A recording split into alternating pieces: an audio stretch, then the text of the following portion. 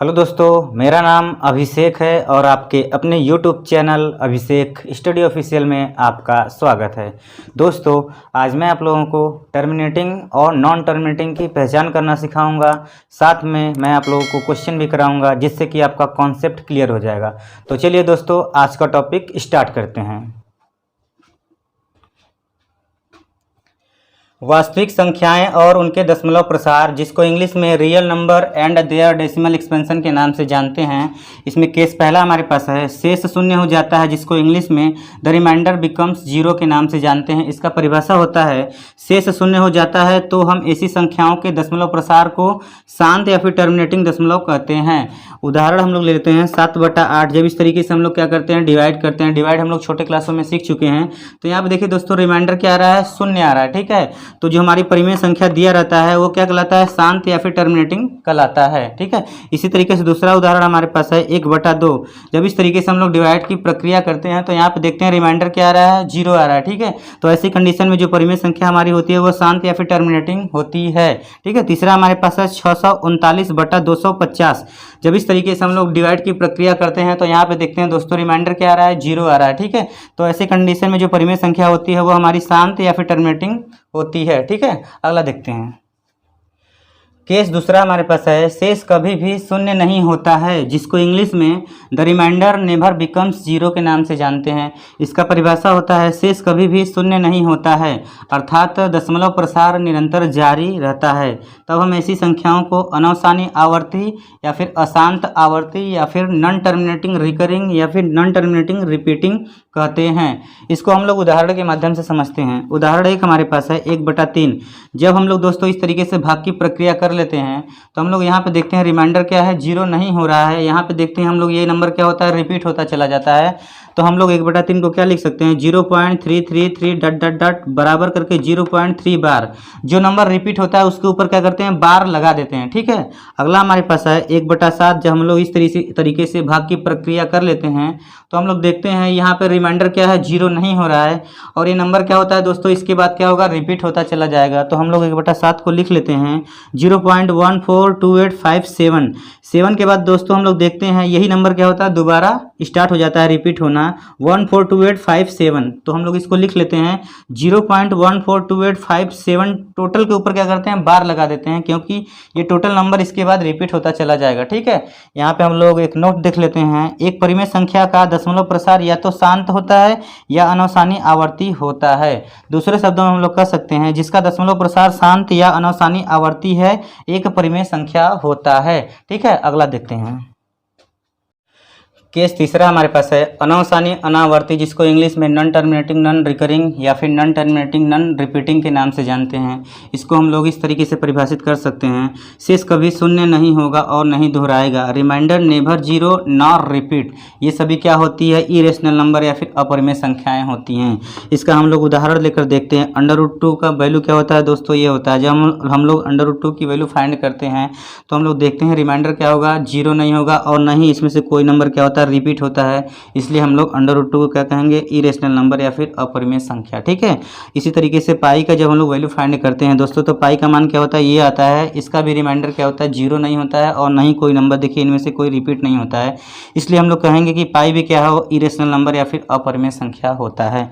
यहाँ पे नोट में हम लोग देखते हैं, एक अपरिमेय संख्या का दशमलव प्रसार अनवसानी अनावर्ती होता है। दूसरे शब्दों में हम लोग कह सकते हैं, वह संख्या जिसका दशमलव प्रसार अनवसानी अनावर्ती होता है अपरिमेय संख्या होता है। एक पॉइंट हमारे पास यहाँ पे है, 22/7 बराबर क्या होता है, 3.1428571429।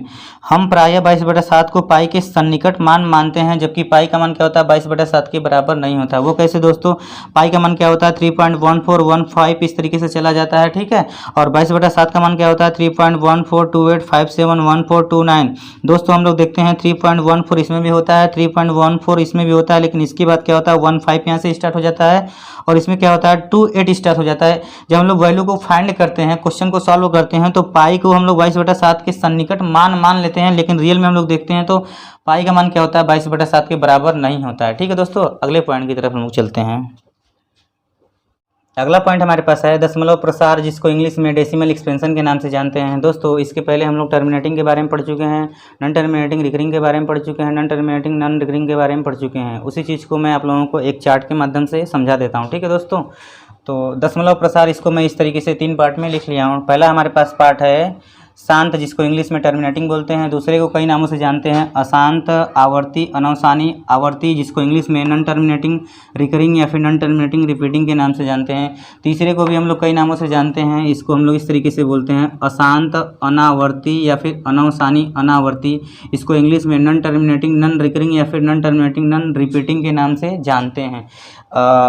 शांत, जिसको इंग्लिश में टर्मिनेटिंग बोलते हैं, जब हम लोग इसका उदाहरण लिए थे 7/8, 1/2, 639/250, जब हम लोग डिवाइड करते थे तो रिमाइंडर क्या आता था, 0 आता था। तो उस कंडीशन में हम लोग कहते थे कि ये क्या है, शांत या फिर टर्मिनेटिंग है। ये सभी जो नंबर्स होते हैं वो क्या होते हैं, रेशनल नंबर के फॉर्म में होते हैं, परिमेय संख्या। ठीक है। और दूसरे का जब हम लोग उदाहरण लिए थे 1/3 और 1/7, जब हम लोग डिवाइड का प्रोसेस करते थे तो उसमें क्या होता था, रिमाइंडर 0 नहीं होता था और कुछ नंबर क्या होता है, रिपीट होने लगता था। तो उसके ऊपर हम लोग इस तरीके से क्या करते थे, बार लगा देते थे। ये सभी नंबर हमारा क्या होता है, रेशनल नंबर या फिर परिमेय संख्या होता था। ठीक है दोस्तों। और तीसरा का उदाहरण हम लोग लिए थे √2 और पाई। √2 इस तरीके से था, पाई का मान ये था। ठीक है दोस्तों। इसमें भी क्या होता है, रिमाइंडर न तो 0 होता था, न ही क्या होता है, रिपीट होता था। ये बहुत हमेशा क्या होता था, इसी तरीके से चलता जाता था, कहीं रिपीट भी नहीं होता था, कहीं इसका रिमाइंडर 0 नहीं होता था। उस कंडीशन में हम लोग कहते थे √2 और पाई क्या होता है, इरेशनल नंबर या फिर अपरिमेय संख्या होता है। ठीक है। तो चलिए अगले पॉइंट की तरफ चलते हैं। अगला पॉइंट हमारा बहुत ही इम्पॉर्टेंट है दोस्तों। अगर आप इस चीज़ को समझ गए हैं तो आपको कोई भी परिमेय संख्या दिया रहेगा, आप देखकर बता देंगे कि वो टर्मिनेटिंग होगा या फिर नॉन टर्मिनेटिंग होगा। ठीक है। तो मैं इस चीज़ को आप लोगों को समझाऊंगा, आप लोग ध्यान से समझेंगे। आप चाहे तो इस चीज़ को ट्रिक भी कह सकते हैं, मान सकते हैं। ठीक है।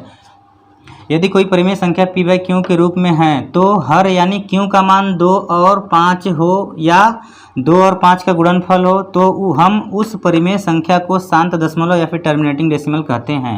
इस चीज़ को मैं आप लोगों को उदाहरण के माध्यम से समझाता हूँ। उदाहरण पहला हमारे पास है 5/32। दोस्तों जब 32 का हम लोग फैक्टर करेंगे तो इस तरीके से हम लोग लिख लेंगे। ठीक है। ये क्या हो जाएगा, इस चीज़ को हम लोग लिख सकते हैं 5/2 के पावर 5 लिख सकते हैं। ठीक है। 2 कितनी बार यहाँ पे है, 5 बार है, तो 2 के पावर 5 लिख देते हैं। दोस्तों ये हर क्या है, यानी q का मान क्या है, 2 होना चाहिए, 5 होना चाहिए या फिर 2 और 5 का गुणनफल होना चाहिए। तो ये क्या है, 2 का गुणनफल है ना, तो इसको हम लोग ऐसे डायरेक्ट बोल देंगे कि ये क्या होगा, टर्मिनेटिंग डेसिमल या फिर शांत दशमलव होगा।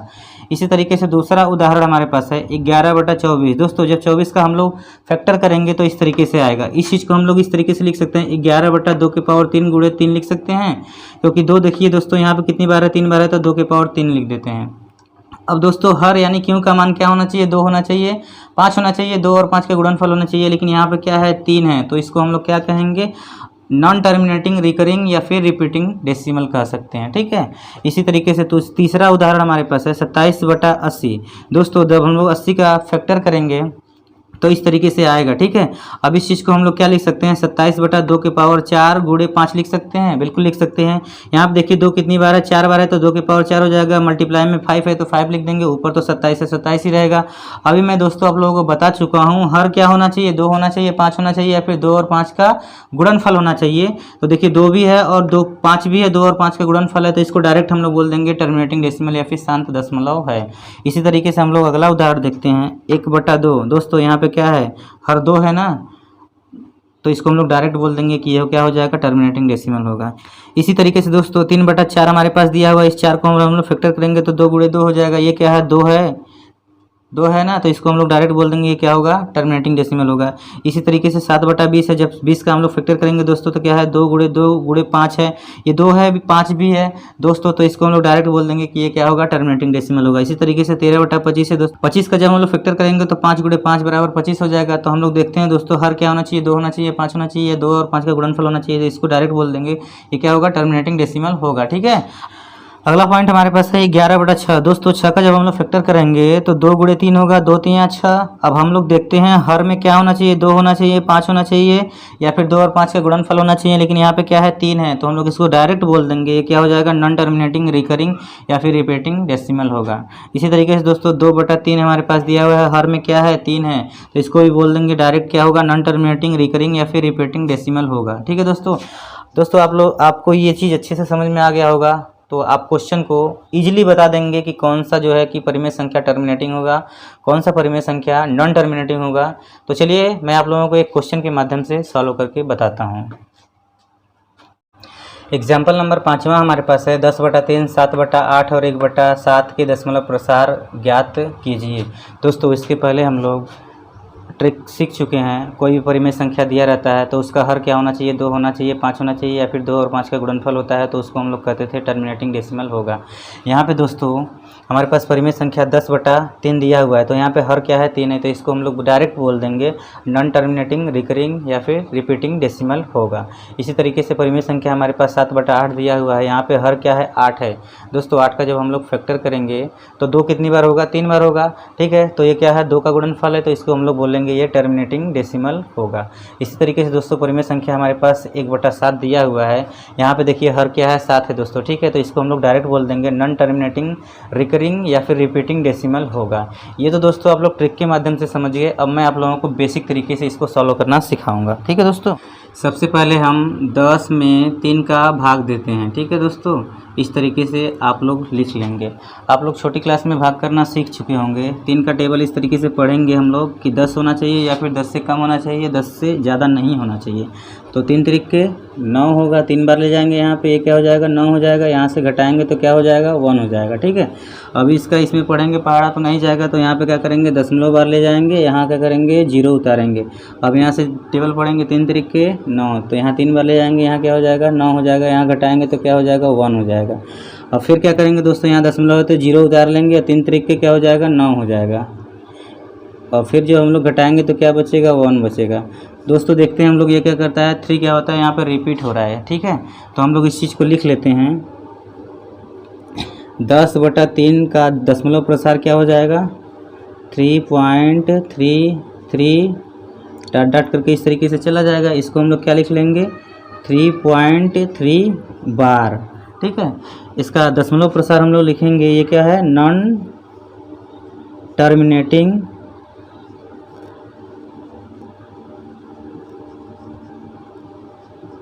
रिकरिंग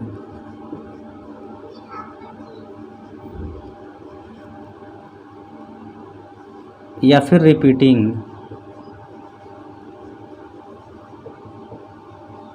ठीक है दोस्तों।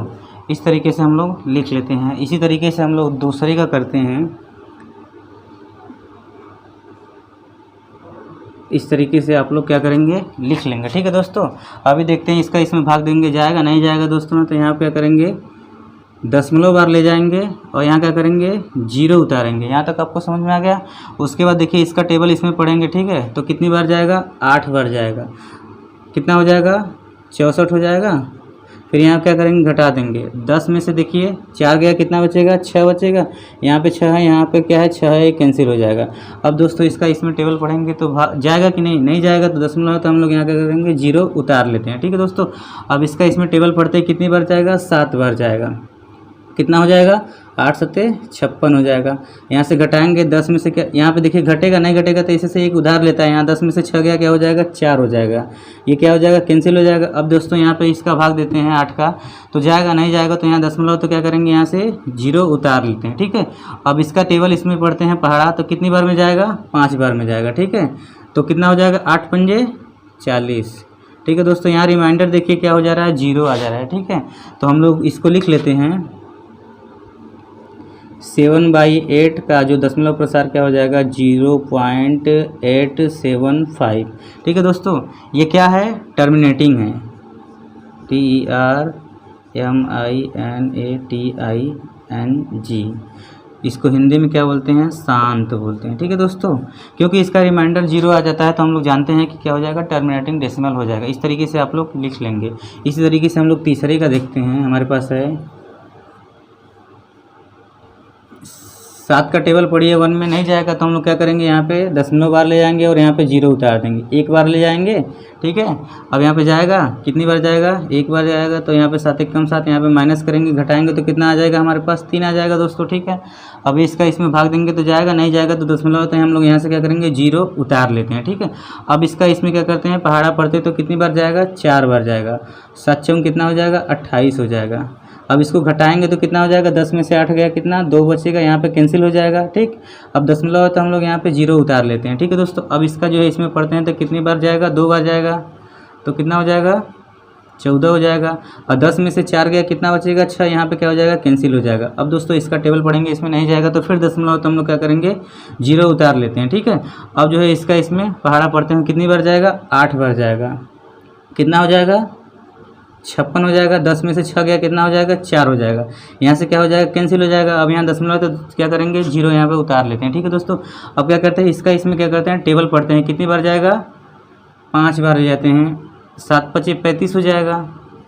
10 में से 5 गया कितना बचेगा, 5 बचेगा, यहाँ पे क्या हो जाएगा, कैंसिल हो जाएगा। ठीक है दोस्तों, यहाँ दशमलव है तो हम लोग क्या करेंगे, 0 यहाँ से उतार लेते हैं। ठीक है, अब हम लोग इसका टेबल इसमें पढ़ते हैं तो क्या कितनी बार जाएगा, 7 बार जाएगा, यहाँ क्या हो जाएगा, 49 हो जाएगा। दोस्तों यहाँ पे कैंसिल हो जाएगा, यहाँ पे क्या बचेगा, 1 हो जाएगा। ठीक है, अब देखिए दोस्तों यहाँ पे 1 आ गया, इसके बाद देखिए ये नंबर क्या हो जाएगा, रिपीट होता चला जाएगा। यहाँ तक आप लोगों को समझ में आ गया, तो इसको हम लोग लिख लेते हैं। ठीक है, इसका हम लोग यहाँ पे लिख लेते हैं,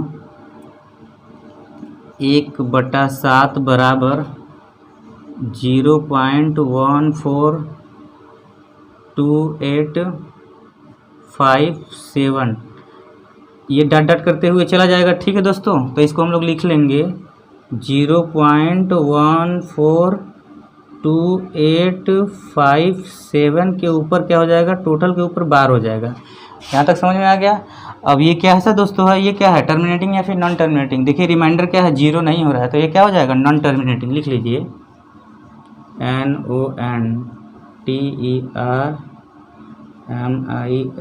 NONTERMINATING, रिकरिंग, RECURRING, रिकरिंग या फिर रिपीटिंग डेसिमल, REPEATING, रिपीटिंग। इस तरीके से दोस्तों हम लोग क्या करेंगे, क्वेश्चन को सॉल्व करेंगे। ठीक है, तो चलिए दोस्तों अगले क्वेश्चन की तरफ चलते हैं हम लोग। एग्जाम्पल नंबर 6वां हमारे पास है, दिखाइए कि 3.142678 एक परिमेय संख्या है। दूसरे शब्दों में 3.142678 को P/Q के रूप में व्यक्त कीजिए, जहां P और Q पूर्णांक है और Q का मान 0 नहीं है। दोस्तों जब हम लोग इसका सोल्यूशन करते हैं तो हम लोग लिखेंगे यहाँ पे 3.142678, इस तरीके से हम लोग क्या करेंगे, क्वेश्चन को उतार लेंगे। अब हमको दोस्तों इसी को क्या करना है, P/Q के रूप में लिखना है। तो यहाँ देखिए दशमलव दिया होता है, दशमलव की हम लोग क्या करते हैं, 1 मान लेते हैं। तो इस तरीके से हम लोग क्या करेंगे, दशमलव की 1 लिख लेंगे, बाकी इधर जितने भी संख्या दे रहते हैं उतने हम लोग 0 उतार लेते हैं। तो ये देखिए 2 2 4 2 6, तो हम लोग क्या करेंगे, 6 0 उतार लेंगे। इस तरीके से आप लोग लिख लेंगे। ठीक है, उसके बाद ऊपर जितना दिया उसी तरीके से हम लोग लिख लेते हैं। अब दोस्तों देखिए ये क्या है, P/Q के रूप में लग रहा है कि नहीं, तो हम लोग यहाँ पे लिखेंगे, अतः यह संख्या P/Q के रूप का है, जहाँ P और Q पूर्णांक है और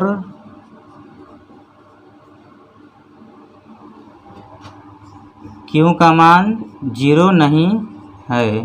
ठीक है दोस्तों, यहाँ तक आप लिख लेंगे। इसके बाद यहाँ पे लिखेंगे लास्ट पॉइंट, इसलिए दी गई